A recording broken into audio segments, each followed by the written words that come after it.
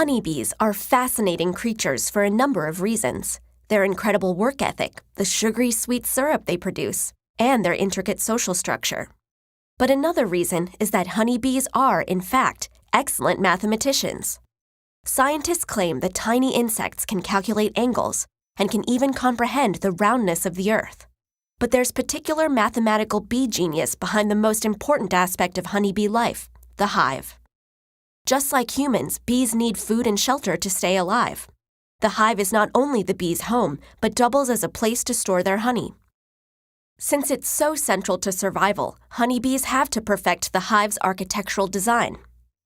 If you examine any piece of honeycomb, you'll see that it's constructed from tightly packed hexagonal or six-sided cells. Of all the possible designs, why do honeybees choose this one? To understand, you need to think like a bee. Bees need a secure place for their entire colony to live.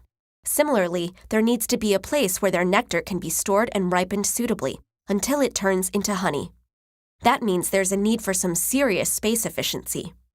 A good solution is to build little storage units or cells just big enough for a bee to fit into, which can also double as the containers in which nectar is stored, the bee's very own honey jars. The next thing is to decide what the little cells should be made out of. Bees don't have beaks or arms to pick up things, but they are capable of producing wax. The thing is, producing it is a lot of hard work.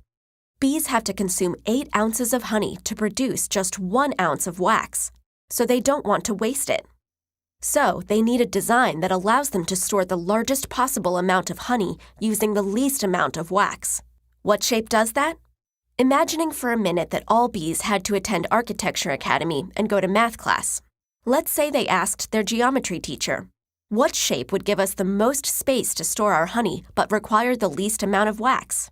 And the geometry teacher replied, the shape that you're seeking is the circle, leaving the bees to return to their trial construction site and begin building their honeycomb using circular cells. After a while, some of them might have noticed a problem with their design. Small gaps between the cells. We can't even fit in there. That's wasted space, they might have thought. So, ignoring the geometry lesson and taking matters into their own hands, the bees went back to the drawing board to rethink their beehive design. One suggested triangles. We can use triangles, look, they fit together perfectly. Another bee suggested squares. Finally, a third bee piped up and said, pentagons don't seem to work, but hexagons do. We want the one that will use the least amount of wax and be able to store the most amount of honey. Yes, I think that's the hexagon. Why?